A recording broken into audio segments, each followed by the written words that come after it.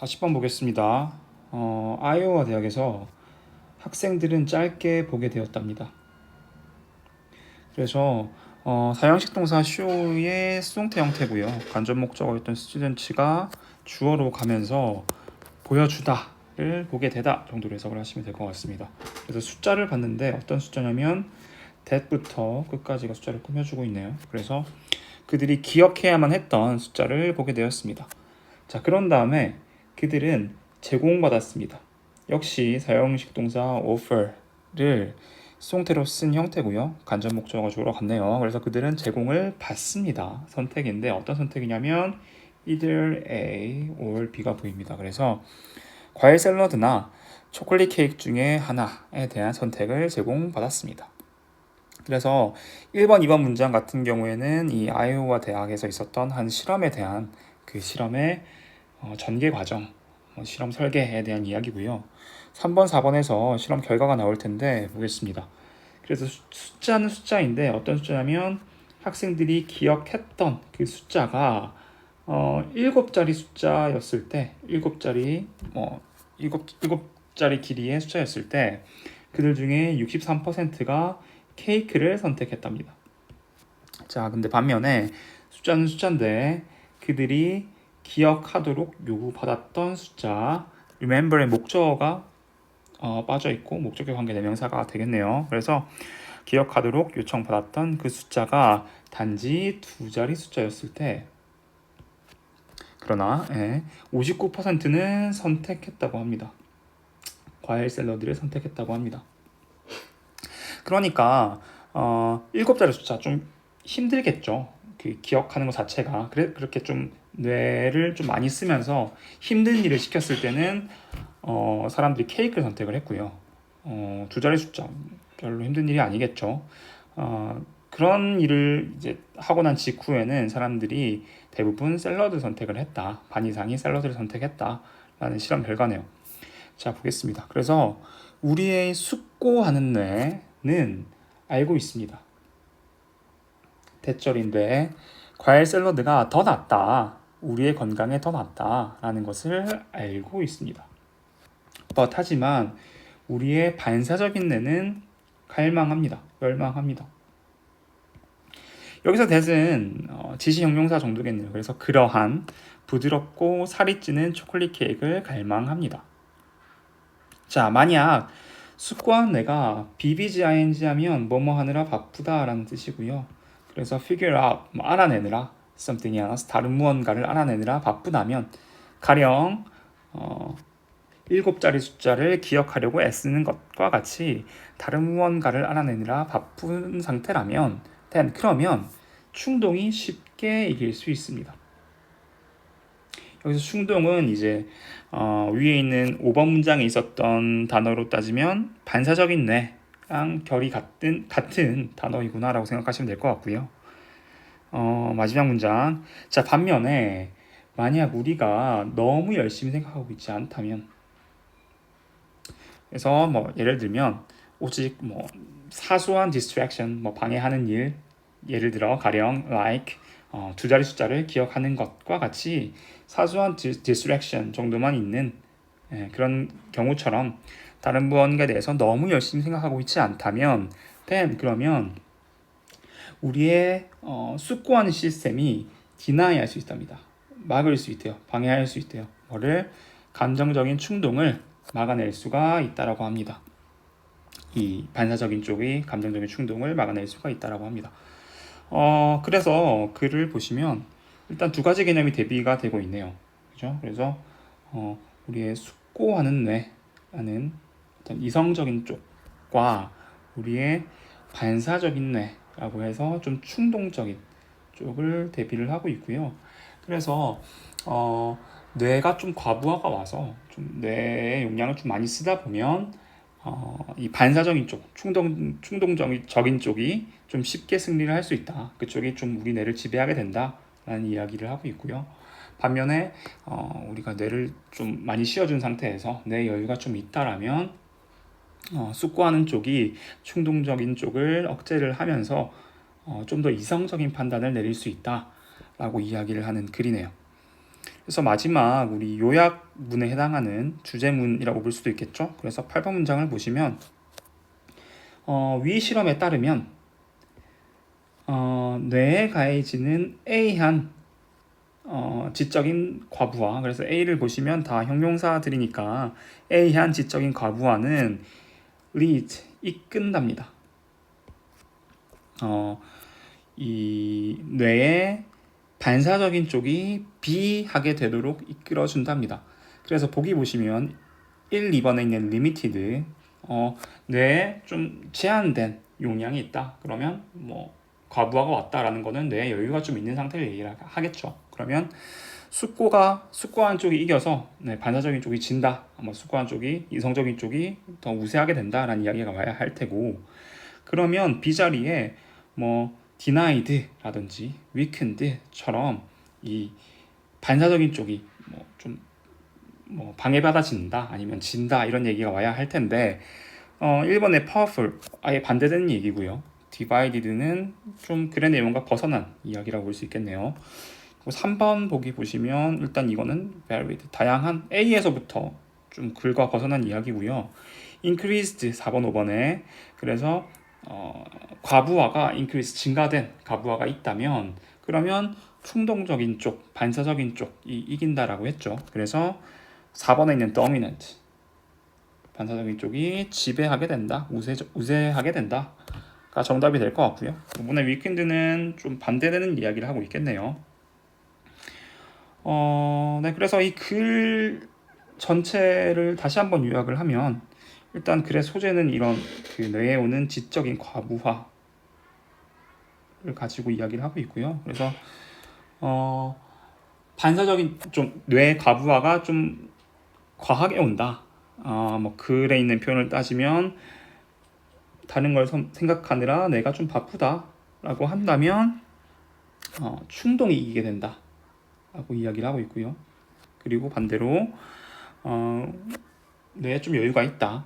글에 있는 표현을 그대로 쓰자면 무언가를 생각하느라 열심히 생각하고 있지 않다라면, 그렇다면 이 숙고한 쪽이, 이성적인 쪽이 반사적인 쪽을 막아낼 수가 있다. 반사적인 쪽의 충동을 막아낼 수가 있다 라는 이야기를 하는 글이라고 생각하시면 좋을 것 같습니다. 41번 42번 보겠습니다. 시험 성적은 척도가 아니라고 합니다.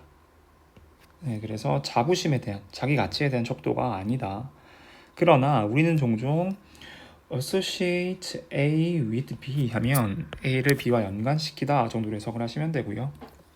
그래서 우리의 자부심을 우리의 시험에 있어서의 성과와 연관시키곤 합니다. 생각은 생각인데 여기까지가 생각을 꾸며주고 있네요. 그래서 만약 내가 이 시험을 통과하지 못한다면 나는 실패자다와 같은 생각은 정신적인 함정이고요. not부터 끝까지는 트랩스를 꾸며주고 있는 과거분사구네요. 그래서 진실에 뿌리를 내리고 있지 않은, 진실에 기반하지 않은, 진실이 아닌 그런 정신적인 함정입니다. 그래서 시험에 탈락하는 것, 시험에 통과하지 못하는 것은 단지 시험에 떨어지는 것이지 nothing more, 그 이상의 것이 아니다 라고 이야기를 하고 있고요. in no way 하면 결코 뭐뭐가 아닌 정도로 해석을 하시면 되거든요. 그래서 이것은, 여기서 it이 가리키는 거는 failing a test겠죠. 시험에 실패하는 것. 그래서 그것은 결코 사람으로서, 인간으로서의 당신의 가치를 설명해 주지 않습니다. 그래서 believing이라는 동명사가 주어로 왔고 that부터 virtue까지가 believing이라는 동명사의 목적어 역할을 하고 있네요. 그래서 세 절, 시험 성과가 당신의 미덕에 대한 반영이다 라고 믿는 것은 둡니다. 불합리한 압력을 당신의 성과에 두게 됩니다. 그래서 자격시험에 통과하지 않는 것, 못하는 것, 동명사의 부정어는 이렇게 앞에 부정어 낫을 붙이시면 되고요. 시험에 통과하지 않는 것은 단지 의미합니다. 대절, 당신의 자격 지위가 그냥 연기되었을 뿐이다 라는 것을 의미합니다. 그래서 5번과 6번 문장 각각 동명사가 주어인데 동명사가 주어일 때, 동명사가 뭐 명사로 쓰일 때는 단수 취급을 하기 때문에 각각 동사에 이렇게 s를 붙여놨고요. 어쨌거나 그래서 긍정적인 태도를 유지하는 것이 따라서 중요하다라고 하네요. 그래서 좀 자세하게 설명을 하자면 만약 당신이 열심히 공부를 했었다면 이것을 그냥 재확인해 보시면 됩니다. 정신적으로. 그리고 believe, 믿으시면 됩니다. 대절, 당신이 잘할 것이다 라고 믿으시면 됩니다. 반면에 만약 당신이 열심히 공부하지 않았다면 as you should have or wanted to should have pp하면 뭐뭐 했어야 했는데 실제로는 그러지 않았다라는 의미를 가지고 있는 과거 사실에 대한 좀 후회나 미련이라고 할까요? 그런 의미라고 생각하시면 되고요. 그래서 당신이 했어야 하는 것만큼, 공부했어야 하는 것만큼, 혹은 당신이 공부하기를 원했던 것만큼 열심히 공부하지 않았다면 accept, 받아들이세요. 그것을 받아들이세요. 그래서 그것이 as beyond your control, 당신의 어떤 통제권 밖에 있다. 당신의 통제보다 넘어서서 그보다 당신이 통제할 수 없는 범위에 있다. For now, 현재로서는 그것을 받아들이시고 그리고 attend to, 주의를 집중하세요. 과제인데 어떤 과제? 당신이 할 수 있는 최선을 다하는 것이라는 그 과제에 집중을 하십시오. 만약에 설사 잘 되지 않는다. 이번에 this time에 잘 되지 않는다라고 할지라도 당신은 알고 있습니다. 간접음은 what이 쓰였네요. 그래서 무엇이 행해져야 하는지 다음 시험을 위한 준비에 있어서 무엇이 행해져야 하는지를 당신은 잘 알고 있습니다. 그래서 당신 자신에게 긍정적인 용어로 이야기하라고 하십니다. 네.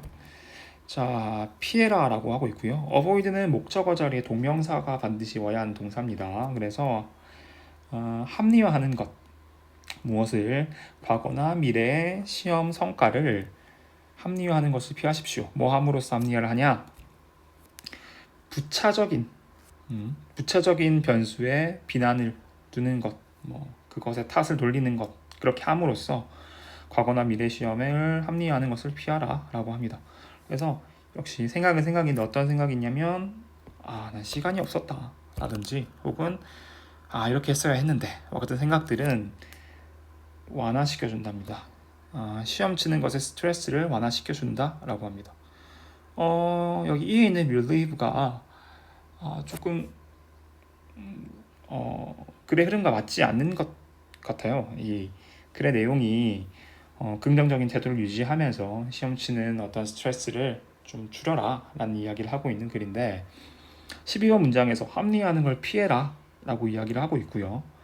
13번 문장에 나 시간이 없었어 혹은 이렇게 할 걸과 같은 생각들은 합리화하는 것, 12번 문장에 있는 rationalizing에 대한 구체적인 예시라 볼 수 있는데 이게 시험 치는 것의 스트레스를 완화해 준다? 그럼 그걸 피할 이유가 없겠죠. 그죠? 그래서 여기서는 relieve보다는 악화시키다 라는 뜻의 compound로 바꿔주는 게 좋을 것 같고요.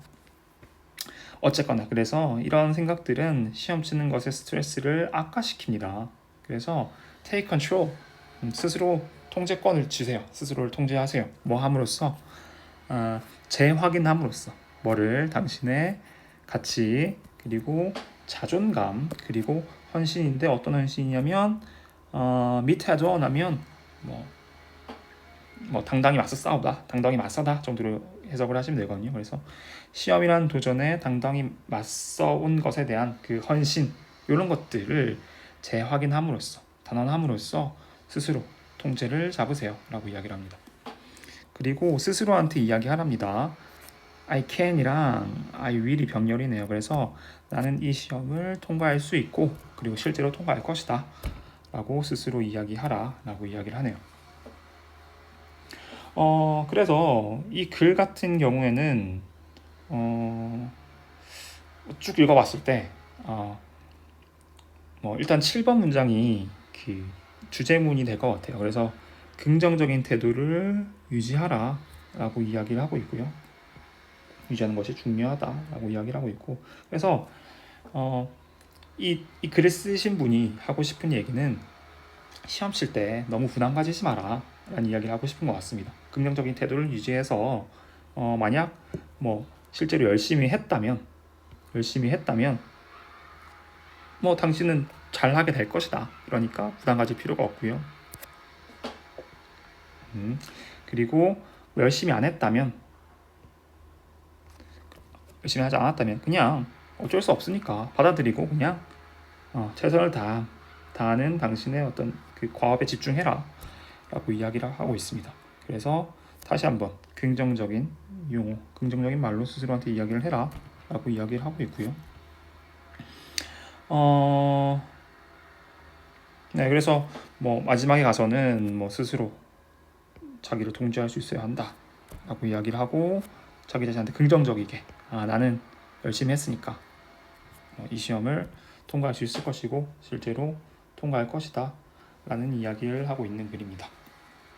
뭐 저도 실제로 학생들이나 혹은 뭐 제 자신한테도 자주 이야기를 하는 게, 시험 당일은 이제 결과를 만드는 날이라기보다는 결과를 확인하는 날이라고 생각을 하거든요. 그래서 이렇게 시험을 준비하는 그 전날까지의 그 과정들, 그 여정들이 이제 시험 결과를 만들어내는 과정이고요. 시험 당일은 그냥 그 여정의 결과를 확인하는 날이기 때문에 여러분들도 좀 시험을 치실 때 이렇게 좀 긍정적으로 생각을 하시면서 시험장에 들어가시면 뭐 부담 없이 본인의 실력을 다 발휘하고 오실 수 있지 않을까 생각합니다. 어쨌거나 그래서 이 글 쓰신 분이 하는 얘기도, 그래서 긍정적인 태도를 유지하라, 이 7번 문장을 좀 주제문으로 눈여겨보시면 될 것 같네요.